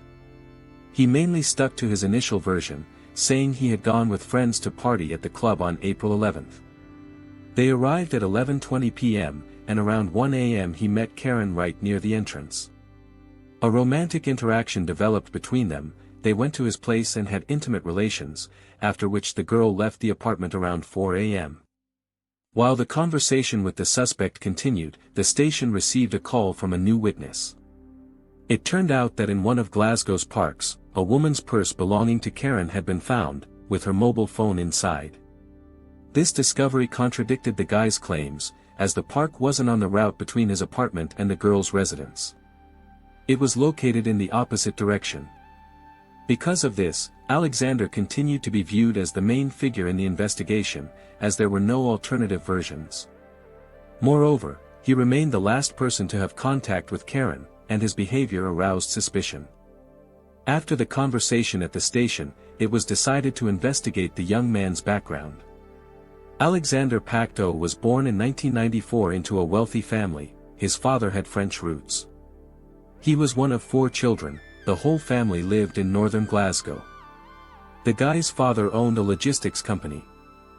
The Pacto couple with their children lived in a prestigious area of Scotland. The children attended an elite institution, and the family experienced no financial difficulties, at least until the father's business collapsed when the man went bankrupt, after which the couple divorced. From then on, the shared children remained with their mother, who moved to a more modest area. During this period, Alexander's idyllic life collapsed. His mother could no longer afford elite education and satisfy all his desires. He learned what financial difficulties were. Now the student was transferred to a regular educational institution, according to available data. At the state institution, Alexander demonstrated problematic behavior. He was characterized as a difficult teenager. He regularly created problems and initiated disputes, showed poor academic performance. He had practically no friends. Alexander left education at age 17. For a period, he even tried to start his own logistics business, following his father. But the plan failed. Eventually, he left his mother's home, moving between different residences in Glasgow. For a while, he lived with his father, but he kicked him out after a conflict with his new wife. The young man survived on temporary jobs and irregular earnings. Thus, he became a recipient of social assistance. Alexander had no luck with employment. To get money, he was ready to break the law. In 2014, the young man tried to make counterfeit money, created copies of £20 notes, which he used to pay in shops. But he was exposed, detained, and convicted. This was considered Alexander's first offense. Because of this, he was punished only with community service lasting about 25 hours. As law enforcement established, this wasn't his first crime. For unclear reasons, his more serious offense wasn't mentioned in the counterfeiting case. In 2011, he was detained for attempted sexual assault on a 24-year-old woman. He attacked her, dragging her into a dark corner. At that time, he had just turned 17. Then Alexander met his future victim near a nightclub, which closely resembled the case with Karen. He said he was waiting for a taxi and offered to give the girl a ride. He learned her home address, lying that they were going the same way. In reality, Alexander was just lulling her vigilance. Taking advantage of the opportunity, Alexander dragged her into a dark corner where he tried to commit assault. The woman was saved by 2 men who were on a balcony and accidentally heard her cries for help. In 2013, the minor offender was charged with attempted rape. But he avoided punishment. While awaiting trial, he was in a car accident, was in a coma for several weeks, and arrived at the hearing on crutches. This became one of the circumstances that made the jury sympathize with him. The guy was simply pitted. Additionally, during the trial, he claimed to have a non-traditional orientation. Therefore, he allegedly had no intention of assaulting a woman at all. Instead of excuses, he accused her of aggression. And despite this implausible version, the jury members took his side and delivered an acquittal verdict. Notably, during the investigation of Karen's disappearance, the woman who had been attacked by Alexander in 2011 noticed his photo and name in television news. After this, she decided to write a letter to Scotland's Justice Minister and reported that she recognized the name Alexander Pacto in news reports. Now she wanted to remind them that he had attacked her and really tried to commit 4 years ago. Having received this information, law enforcement representatives began to treat him with increased suspicion. His vehicle was seized for forensic examination. After all, Alexander claimed that on the night of the disappearance, they had traveled together from the establishment to his apartment in his vehicle. Specially trained service dogs capable of detecting human blood were brought in for the investigation. And they found traces on the passenger seat, as well as in the car's trunk.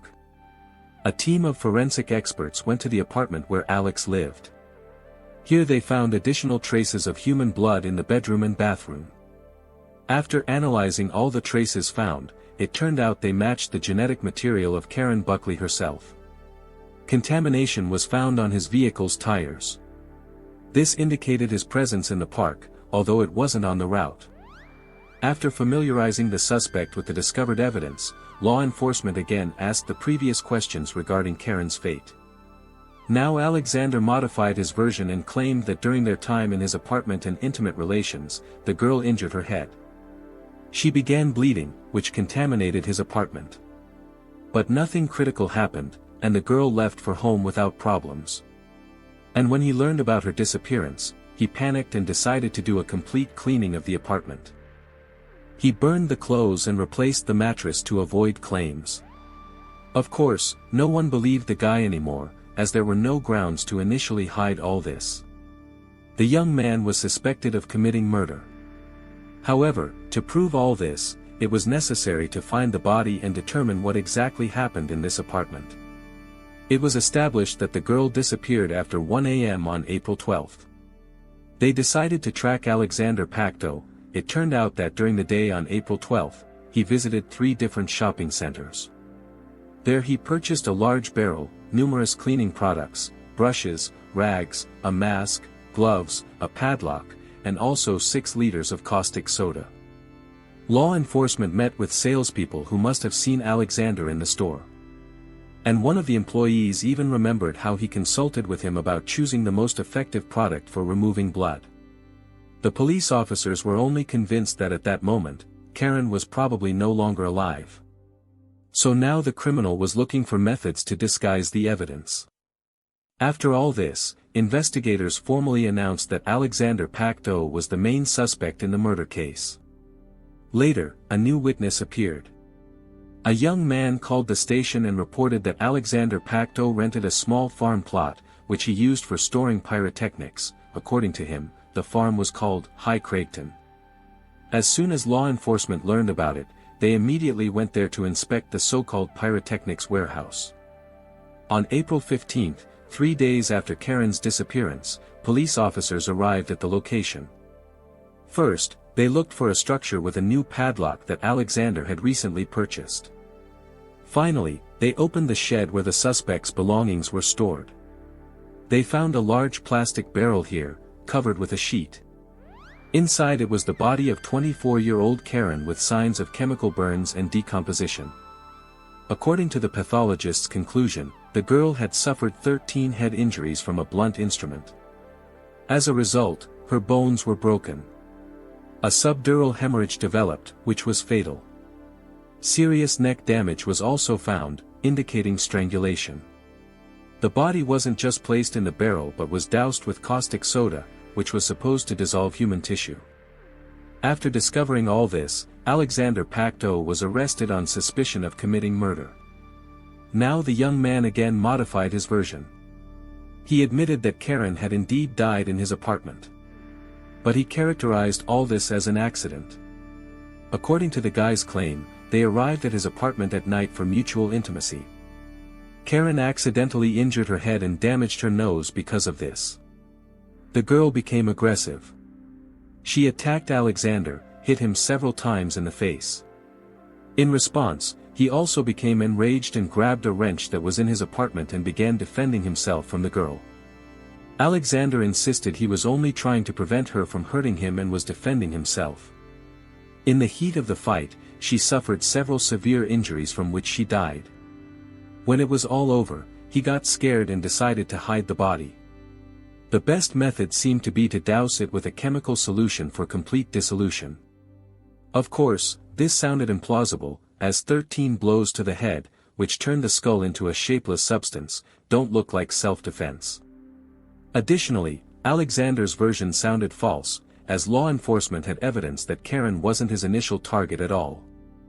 Surveillance camera recordings were found from the evening of April 11th, where even before meeting Karen, Alexander was following another girl in pink clothing. He followed her for a long time.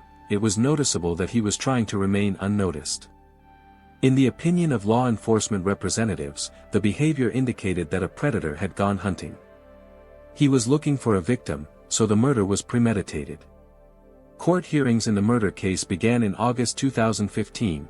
By this time, the defendant's version had changed several times. But he couldn't avoid justice. Shortly before the trial began, he admitted guilt to the charges brought. For him, this became the only method to hope for a reduced sentence. After all, denying was already pointless.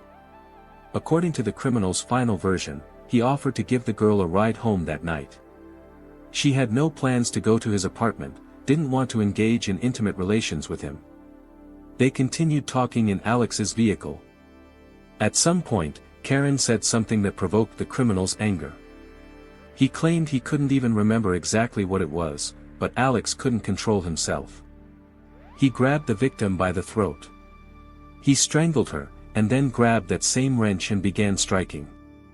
As it turned out, the girl died directly in his vehicle. He moved the body to his apartment already without signs of life. Here the killer wrapped her in a sheet and left her like that, after which he went to sleep. Alexander woke up, saw the body just a few meters from his sleeping place, and immediately went to buy chemicals. A barrel, brushes and other items needed to dispose of the body. Already here, returning home, he immediately tried to dissolve Karen Buckley's body in the bathtub, using a substance to speed up the process. He even dismembered her body, hoping this would speed up the process. He needed to act very quickly, as the criminal didn't live alone. His roommate was supposed to return that same day around 8 p.m. The initial plan of dissolving in a chemical solution in the bathtub didn't work, so he was forced to hide the body in his room again. Thus, Alexander again spent the night with a dead body a few meters from his sleeping place. On April 13th, he threw the wrench into a local water canal, bought additional cleaning products. He burned part of the evidence, including clothes and bloody bed linens, at the High Craigton farm, threw the girl's purse and mobile phone in a local park, and then bought a plastic barrel in which he placed Karen's body with even more of the substance. In this state, he loaded all this into his car's trunk and transported it to the High Craigton farm, where he hid it. The confession of 21-year-old Alexander Pacto allowed avoiding a long and difficult trial for everyone. He was sentenced to life imprisonment, but the killer retained the right to parole. He will receive it after 23 years, so he could be free at age 44. The fashion world, with its luxury and bright lights, can blind anyone. This illusion becomes even stronger when alcohol and various banned substances are added to the mix. The modeling industry and entertainment world have always attracted people with striking appearances, but behind their attractive facades often lurk dark sides. Attractive young people striving to reach the pinnacle of success found themselves at the epicenter of the hard era at the end of the 1980s. Many such stories had tragic endings, but few gained as much notoriety as the fate of Terry Brune. The events unfolded in Milan, Italy's largest metropolis. This city was one of the world's fashion centers, alongside Paris and New York. The photographic studios and modeling agencies there beckoned young women from all corners of the planet. In the mid-1980s, this place became particularly attractive to American girls. Terry Brune arrived from the United States, hoping to find fame during the industry's heyday. In this world, power belonged to wealthy men who gladly struck up acquaintances with young models and drew them into their dangerous lifestyle. It was into this environment that Terry fell, like many other aspiring models who arrived here with big dreams. In the 1980s, there was a common scheme where Milan modeling agencies opened offices in New York.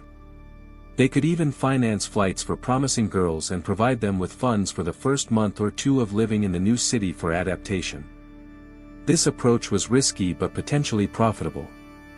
If a girl was lucky enough to get into the right circle, she could earn from $200 to $1,000 per day of work. Additionally, working in Milan provided an opportunity to build a portfolio that was highly valued in the industry. With recommendations and work experience in Italy, a model could develop her career in Paris or New York. Many future world-class stars took this path. After arriving in Milan, Brune plunged into an atmosphere of fierce competition. Besides having to give a certain percentage of earnings to the agency that organized the move, each model had to constantly maintain perfect shape, adhere to strict dietary restrictions, and give up many things for the sake of maximum attractiveness. Otherwise, it was simply impossible to survive in this environment. In reality, only a few individuals in the modeling world have enough talent, willpower, and personal charisma for independent advancement. The rest simply get lost among thousands of other applicants. That's why most need influential patrons and useful connections. To achieve success, besides natural beauty and charisma, a model had to actively build connections. This meant not only regular visits to photo studios, advertising company offices, television and production centers, and participation in shoots for glossy publications, but also active participation in Milan's nightlife. It was there, in luxurious penthouses, elite restaurants, prestigious clubs, and country estates, that one could meet influential men capable of really helping with a career. At the time of her arrival in Milan, Terry was 26 years old. Behind her was a long path of attempts and disappointments in the modeling industry. Before the Italian adventure, she had tried to break into America's modeling world, but all attempts proved futile. The Milan period became another difficult and controversial stage of her life journey, and she blamed her own family for many of her problems. Terry was one of 5 children in the Brune family. Her mother was a homemaker, while her father served in the American Army. The girl's childhood was spent in difficult conditions. The family constantly moved following her father's military assignments, changing from one base to another. Terry constantly felt that her younger sisters were more attractive, popular, and successful, which created deep complexes and jealousy in her. Her father, who held the rank of sergeant, raised the children by military standards, where physical punishment was common practice. In the girl's memories remained moments when her father threw them against walls and punished them as if he were dealing with adult soldiers. At the same time, he skillfully hid traces of beatings, inflicting maximum pain without visible injuries. Terry was convinced that she most often became the object of his aggression. At the age of 15, the girl first dared to escape from domestic violence. She began hitchhiking through South Carolina, trying to find her place in life. Among the random drivers was a pair of bikers who initially offered her a ride but later sexually assaulted her and abandoned her. After this traumatic experience, Terry reached the nearest bus stop, where she met another man, hoping to get help. However, he too turned out to be a predator. The girl barely managed to protect herself from him. The traumas she experienced forced the 15-year-old runaway to return to her parents' home, where she was met extremely coldly. Her father cynically stated that if such things happened to her, she must have provoked them herself. The girl found herself again in an atmosphere resembling military barracks. This situation continued until she came of age, when she made another attempt to break free from parental control. Terry married her classmate Mike Smith, but the marriage proved short-lived and ended in divorce. Meanwhile, her younger sister Donna had already moved to New York and started a modeling career. Success accompanied her from the first steps, and for Terry, working in the modeling business became a new dream and an opportunity to leave her cruel parental home forever. She moved in with her sister and also tried to find work in this field, but didn't achieve the expected success. Orders barely came in. It was during this period that jealousy of Donna became particularly acute. Terry considered herself too tall, clumsy, with too many freckles. It seemed to her that her face wasn't harmonious and attractive enough. Against the backdrop of professional failures in New York, the girl began actively attending parties, seeking oblivion in alcohol and experimenting with substances. Gradually, a persistent alcohol dependency formed. It reached the point where she drank an entire bottle of hard liquor every day. In 1979, Donna went to Paris. Terry followed her. Initially, the French capital seemed more promising than New York. There was a feeling that the young model was about to achieve worldwide recognition. However, after just a few weeks, all the lucrative contracts began going to Donna. Terry only accompanied her sister, remaining in her shadow without her own orders. It turned out that in modeling circles she was known exclusively as Donna's sister. After another series of disappointments, she returned to New York, where the situation didn't improve. In 1980, the girl even attempted suicide. Fortunately, she survived this desperate step and returned to her parents' home in South Carolina. There, her mother tried to help her daughter overcome her destructive dependencies. However, friends from New York continued to maintain contact with her. Terry found it hard to refuse them. Instead, she met with them again, got drunk, and partied. The recovery process under her mother's supervision proved difficult and lengthy. After several such relapses, Terry was still able to pull herself together. She found work as a waitress and began saving money to fulfill her dream. Having accumulated a sufficient sum, the girl decided to try her luck once more by joining Donna. She believed this was her last chance to build a career in the modeling business. By that time, Donna was already developing her career in Milan's modeling business. Terry felt that her time had finally come. She was confident she could achieve the success she dreamed of. On April 20, 1984, the girl arrived in the Italian city. She had about $1,000 in cash with her, which she constantly kept in her purse due to fear of losing her saved funds. However, the very next day in the city metro, a pickpocket snatched her purse. Terry lost all her money and found herself without any means of existence. As a result, she again became completely dependent on her younger sister and settled in her apartment.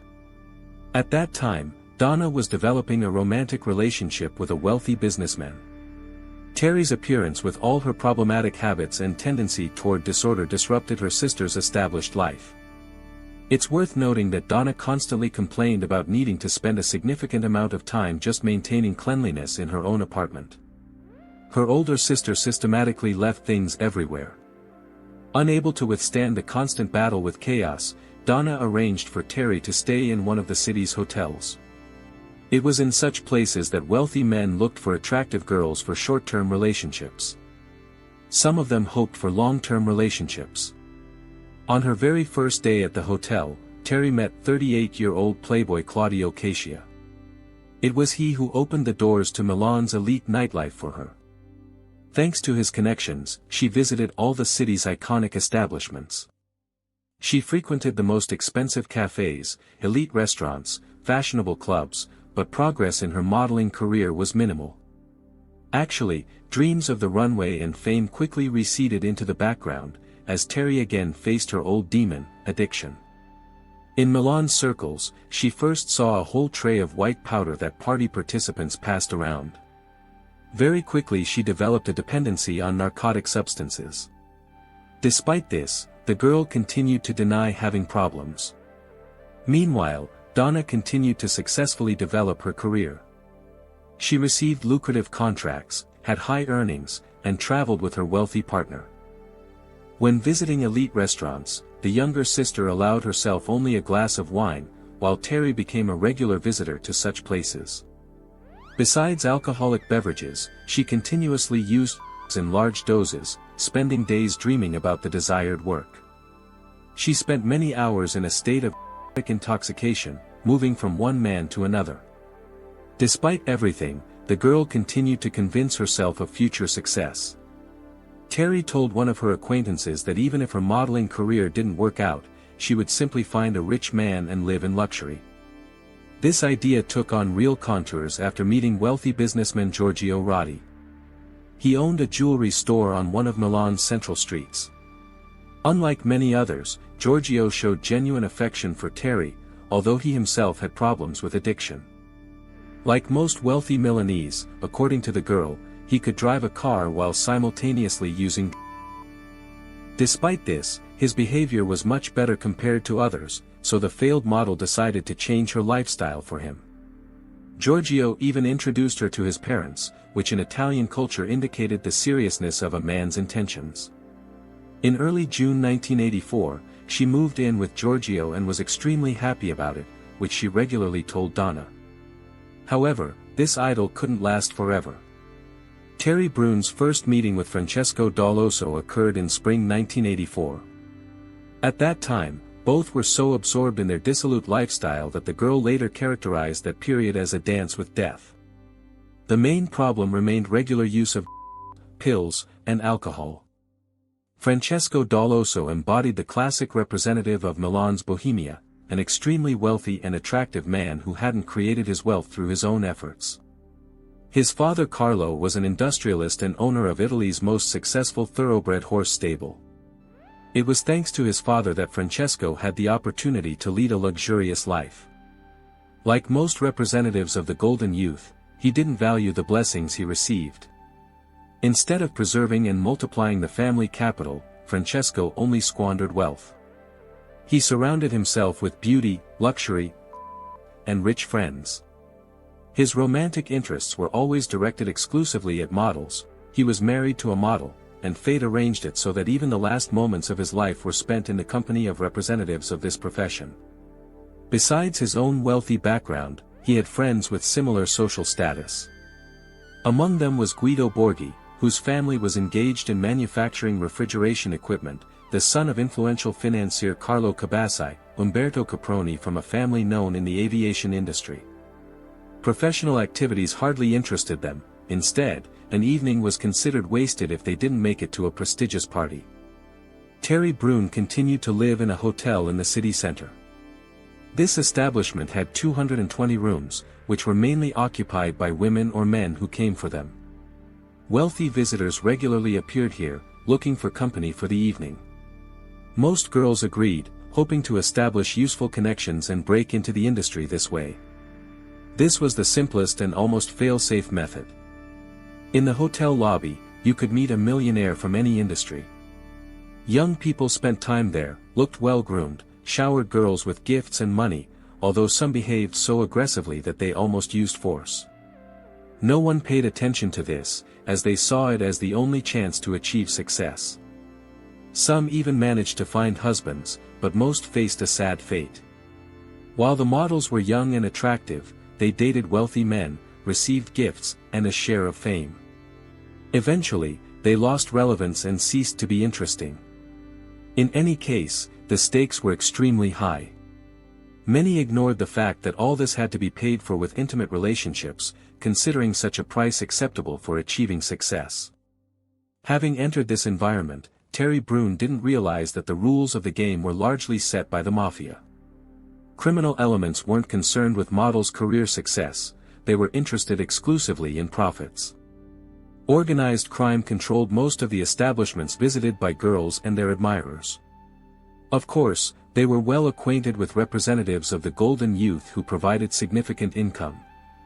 During that period, Milan was effectively Italy's criminal capital. Many drew parallels with 1920s Chicago, with the difference that the entrepreneurs of that time built capital on alcohol trade during Prohibition. In Milan, as numerous journalists expressed it, flowed like a river. Banned substances of all types were available practically on every corner. The main consumers were representatives of the golden youth.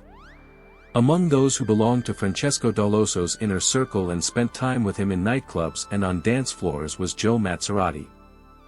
This man had a reputation as an influential criminal and was considered one of the biggest suppliers of substances. Naturally, Terry Brune, having entered this world of luxury and debauchery, also began using drugs. Her first meeting with Francesco occurred at a luxurious reception, which the girl attended on the night of May 6. The party was held at the estate of a wealthy financial magnate in the Casarecchi district. This businessman was famous for organizing exquisite celebrations that often turned into uncontrolled orgies with drugs and numerous model girls. That evening, real madness began after the host's servants retired for the night. The villa owner had prepared a large quantity of including which Terry used, completely losing self-control. According to Terry's testimony, it was that night that the estate owner, together with Claudio Cascia, took advantage of her helpless state and committed assault. Later, both men rejected all accusations, claiming that voluntary intimate relations among the three had taken place.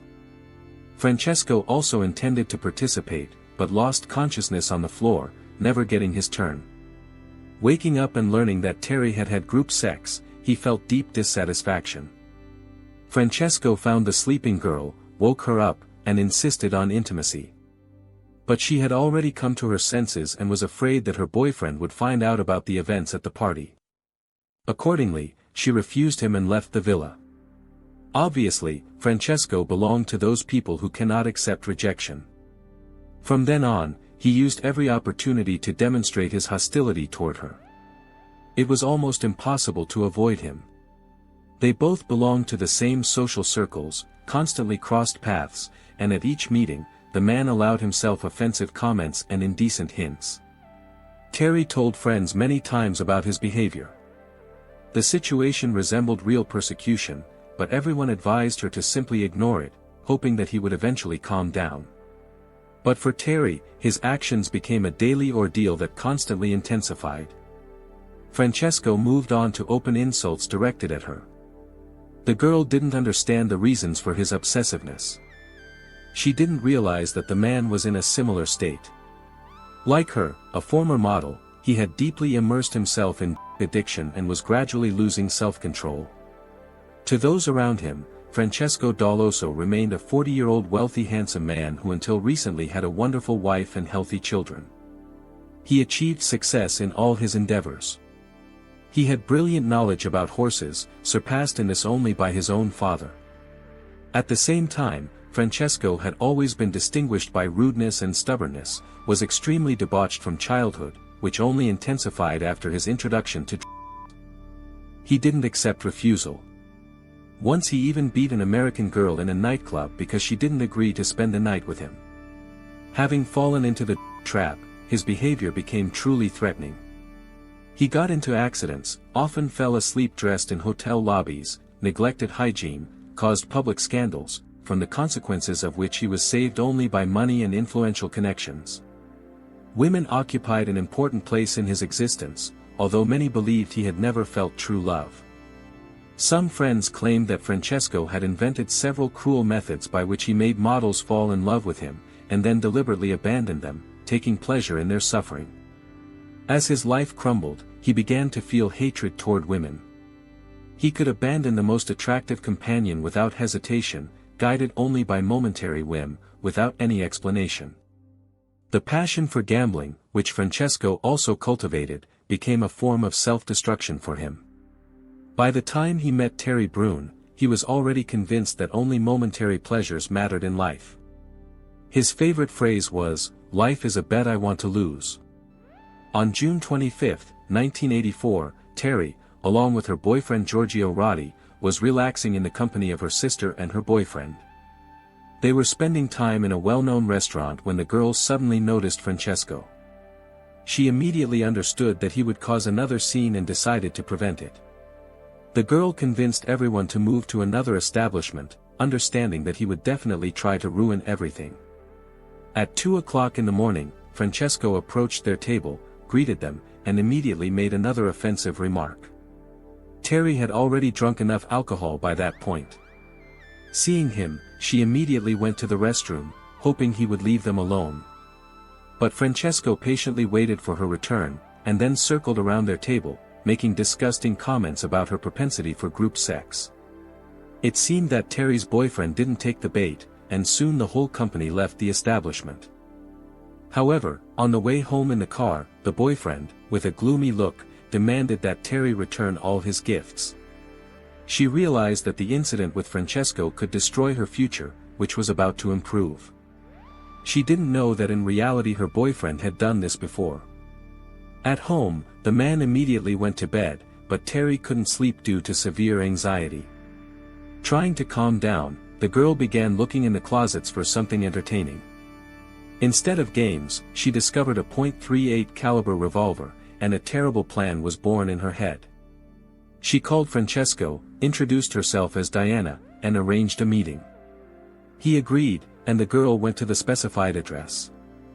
At his villa, the man was not alone but with another girl. He immediately suggested that Terry, whom he didn't recognize at first, go to the bedroom for intimacy.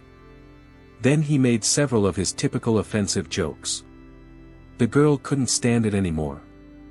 She pulled out the revolver and fired in his direction. The first bullet flew past, the man lunged at her, but the second shot hit him in the chest. Francesco managed to grab the attacker by the hand, they both fell to the floor and began fighting. Terry pulled the trigger 3 more times. The last bullet hit his temple almost point blank. In the last moments of life, the man recognized the wronged girl and understood that this was her revenge. Making sure the victim was no longer moving, the girl got up, put the weapon in her purse, and left the villa. Before leaving the villa, she conned the girl who had accompanied the victim and had been in the adjacent room the whole time. Terry explained to her that she hadn't intended to kill anyone but was forced to teach Francesco a lesson, and that she had nothing to fear. As soon as the former model left, the girl woke up the resident of the penthouse next to Francesco's, informing him that he was dying. While she was calling the ambulance and police, the man diligently destroyed all traces of narcotic substances. He also contacted several friends, informing them of what had happened. At this moment, the wounded man was still showing signs of life, but he had only a few minutes left. Arriving home on the morning of June 26, 1984, Terry told her boyfriend what had happened. He reloaded the revolver and returned it to its place in the drawer. The girl called her sister, who immediately began screaming that since her arrival she had created nothing but problems. The main character of this story began packing her things, while her roommate cleaned her shoes of blood traces. Later, he drove her to the airport. She had a round-trip ticket to New York, but she didn't want to return to the United States, so she flew to Switzerland. There, the fugitive settled in a small apartment located directly across from the police station. Soon they began searching for her for arrest. This proved to be a simple task, and eventually the girl was declared internationally wanted, found, and deported to Milan. Press representatives met Terry Brune like a real celebrity. Milan society was shocked by the events but not surprised. The deceased had an extremely bad reputation, and everyone understood that such an ending for him was only a matter of time. However, the American model's act made a huge impression on everyone. Terry didn't realize what wave of interest her crime had caused. The girl immediately claimed that she hadn't intended to take Francesco's life. For the next 2 years, she remained behind bars, awaiting trial. In prison, she became dependent on one medical drug that someone from the medical staff had prescribed to her to overcome other dependencies.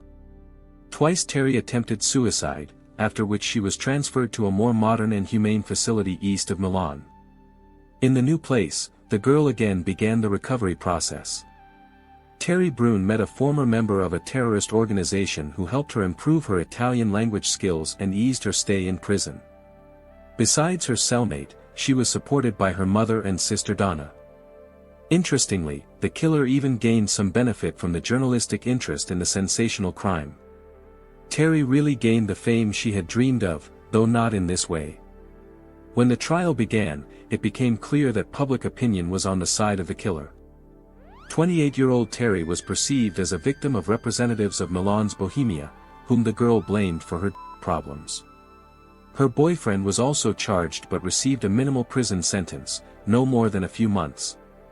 Her boyfriend Giorgio created a difficult situation for Terry by demanding the return of gifts after the incident with Francesco. In fact, by doing this, he provoked her to commit the crime. The trial more resembled a theatrical performance. One of the lawyers even elicited applause and tears from those present, presenting Terry as a victim. The defender insisted that Terry was in a state of temporary mental disorder caused by excessive use of alcohol and which friends had supplied her with at parties. Francesco's ex-wife stated that she had no claims against the killer for her act. The woman blamed for taking her husband away from her. Terry herself claimed that she hadn't planned to kill Francesco. She only wanted to scare him so he would stop the harassment. But her plan didn't work. And now she couldn't compensate for his death in any way. Instead, she wanted to try to radically change her own life. After 8 hours of debate, the jury delivered a verdict of guilty of second-degree murder with mitigating circumstances. The killer was sentenced to 12 years imprisonment, 3 of which she had already served. Lawyers tried to appeal the verdict, but their efforts were in vain. Press representatives spoke with her many times. It seemed that she was even more satisfied with life in prison than with free existence in Milan. Terry began each day making ceramic products. She improved her Italian, taught English to local inmates, worked in a prison garden, for which she received approximately €100 per month. She even overcame all her dependencies, and her appearance became tanned and athletic. Terry gave interviews to the press many times and claimed that she didn't miss the bohemian world she had left. She believed that in prison she had met people of much higher caliber and no longer dreamed of a modeling career. In 1992, Terry was released. Her sister was waiting for her outside, and they left together. Initially, the girl didn't plan to return to America. She tried to arrange her life in Italy, but these attempts proved unsuccessful. Eventually, she did return to her homeland. Terry chose a closed way of existence, started everything from scratch, and avoids camera attention. Practically nothing is known to the general public about her life after release. Please write your thoughts and reactions in the comments below.